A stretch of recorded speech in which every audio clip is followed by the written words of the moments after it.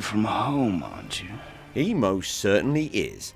One of the biggest anti-heroes in the PlayStation family has moved home twice in the past 4 years. First leaving the ancient Greek climes and mythology behind and hitting the colder and harsher environment of the Nordic mythology. By far the biggest though is he is no longer a PlayStation exclusive, with PC players now invited into the fold only a mere few months ahead of the PS4 and 5 release of the concluding chapter in this tale. The question left to be answered though, is Kratos sorry, or is he better?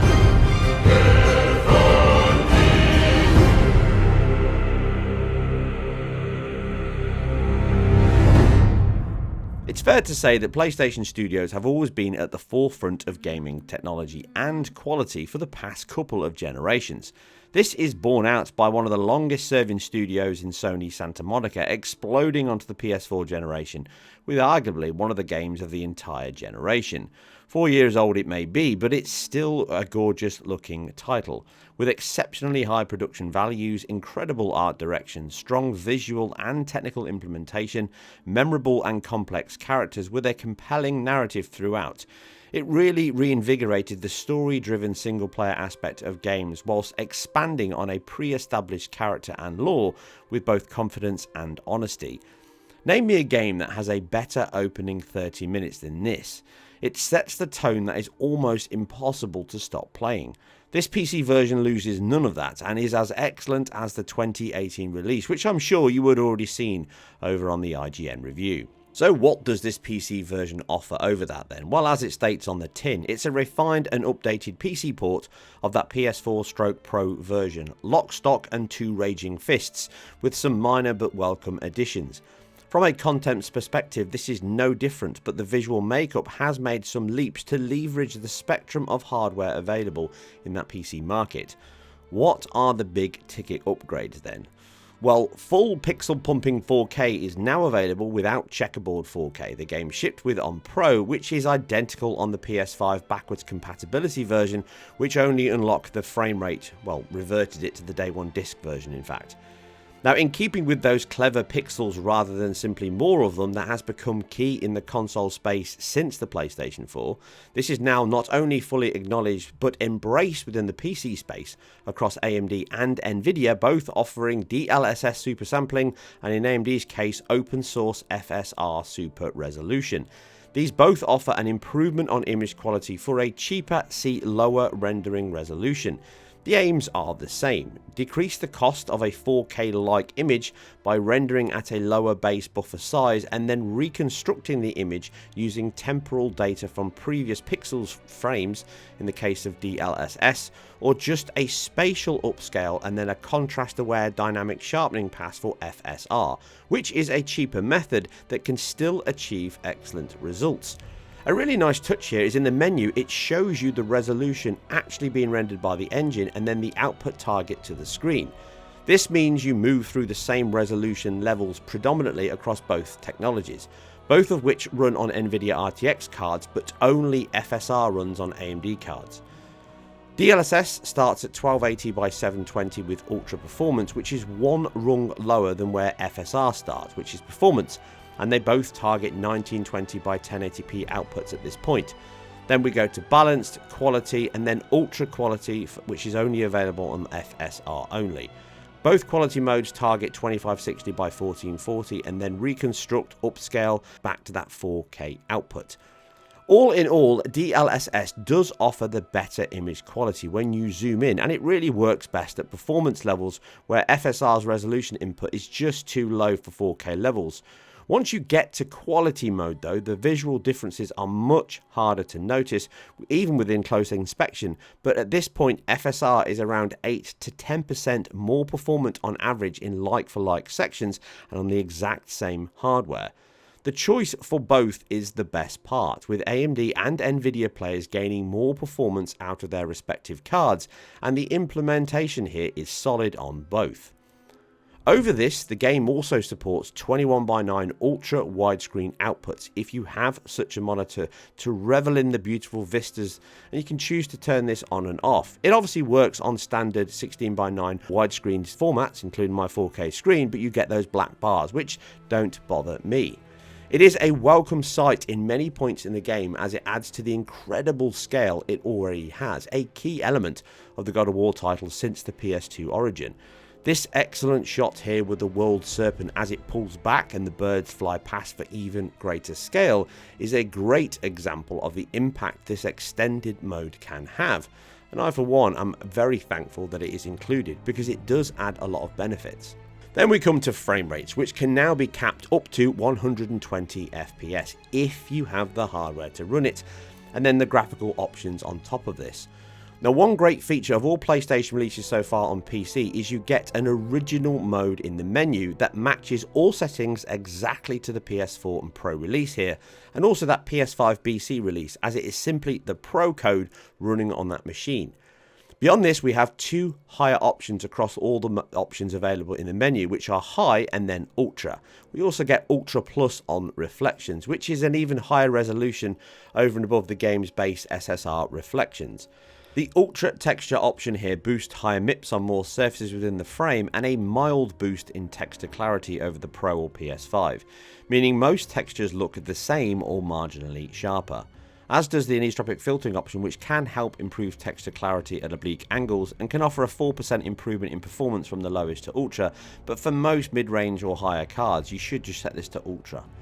Model quality bumps up LOD on trees and alpha foliage and the triangle level of rocks etc. nearer the camera, and can be seen from high over the original settings. From high to ultra though, it's harder to spot. Reflections do help on certain scenes with sharper and more visible reflections, but they are still SSR in nature, so they draw out and have the same artifact level as the PS4 and Pro, but at least are a little more stable and sharper here when set to Ultra Plus. The two biggest improvements in my view are shadows and ambient occlusion, with the higher foliage being drawn now meaning that at ultra settings you not only get sharper, more detailed shadows, but you also get more shadow casting objects within that shadow map. This adds more depth and contrast to scenes which has more objects casting shadows and then having Kratos or other characters being bathed in more light and shade. Boosting this further is the bump up to ground truth ambient occlusion or screen space directional occlusion, which again just embeds detail into the scene much better. See here on the eyes of Kratos, his beard, and even the little leaves on the trees. They all show a darker, more realistic contact within close objects, occluding itself and shadowing onto other surfaces. The higher resolution and filtered shadows can also be seen here with a sharper, cleaner edge, no dithering present, and again, simply more of them within the scene. I think these two boosts are the ones that add the most to the visual impact, with even the 4K checkerboard versus native 4K here on PC not really jumping out at you, showing how good the checkerboard solution was in many first-party titles, and reinforcing the use of FSR and DLSS where you can. The fact the PlayStation 5 version runs at 60 FPS helps the solution a little over Pro, as you're getting twice the temporal resolution within the same time, but still shadows and lighting offer a bigger uplift than the increase in pixel density. And unsurprisingly, even with a very powerful GPU, 4K Ultra can be very impactful indeed.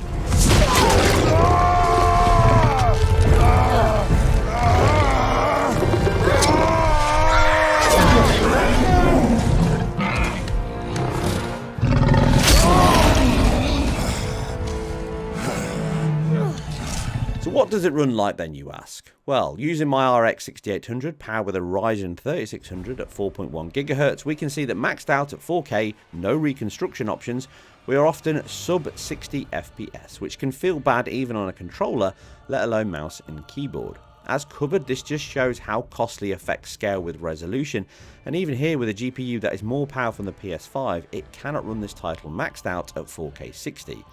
Some of this will be the fact the engine is still a DirectX 11 renderer and can at times stall the GPU utilization when capped at 60, meaning some drops are not due to maxing out the GPU but underutilizing it within the frame-to-frame jobs.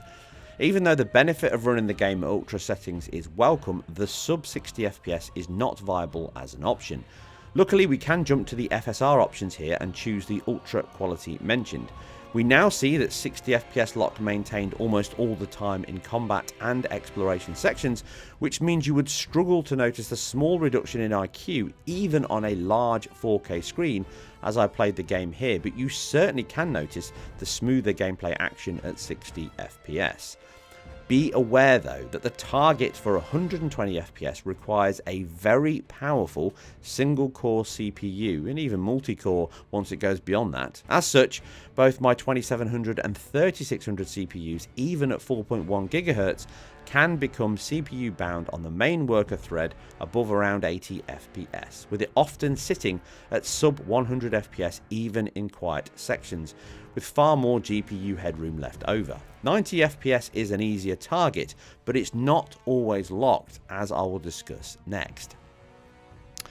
Moving down the stack to my RTX 2070, which again is overclocked closer to a 2070 Super, paired with a Ryzen 2700 at 3.8 GHz, it's not a CPU bound title at 60 FPS, but this GPU, even at ultra performance DLSS settings at low, does not hit 120 FPS.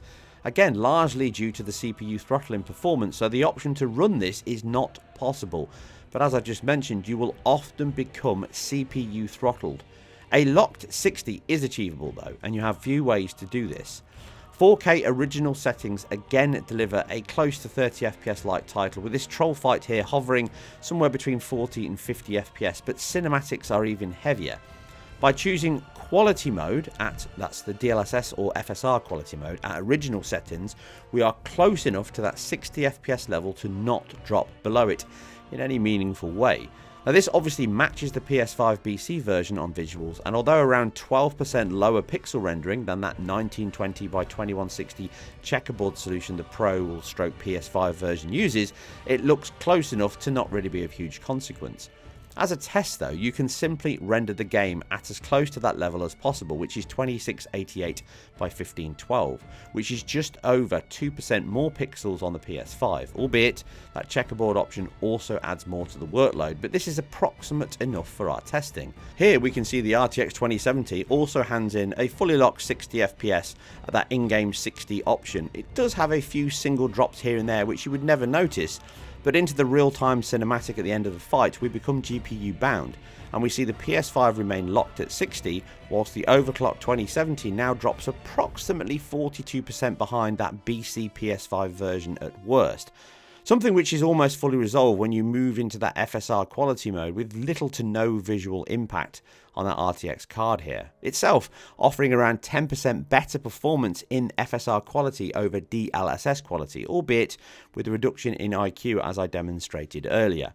Even though that 40% visible delta to the capped 60 FPS is being fully resolved here, not by new hardware, but by using those reconstruction methods that Nvidia and now AMD offer, which is a great benefit to the PC gamer, and it really helps more hardware to hit that 4K-like 60 FPS target that is now a growing level in the PC gaming space, and in fact gaming space as a whole.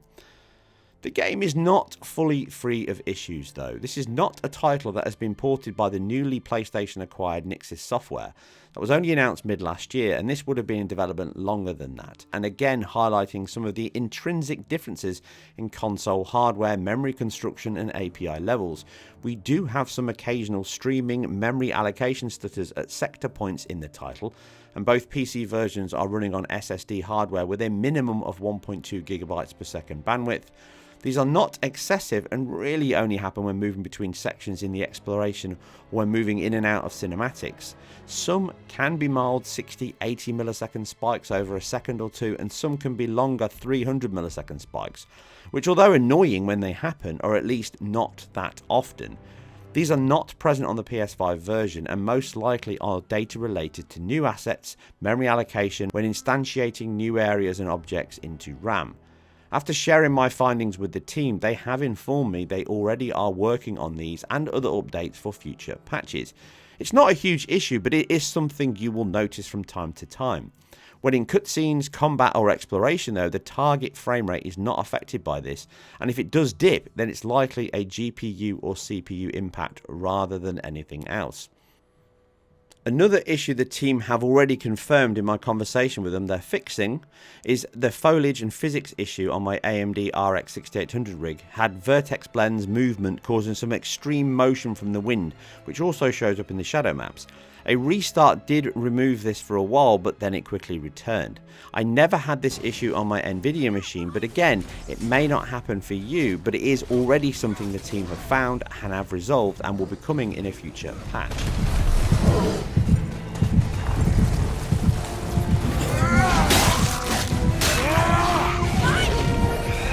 This PC port, what does it offer? Well, some nice boosts over the PS4 and Pro release. It scales well, and although the impact on hardware is quite high, it does at least give players the choice of increasing resolution, quality, frame rates, and even aspect ratios over what PlayStation consoles offer.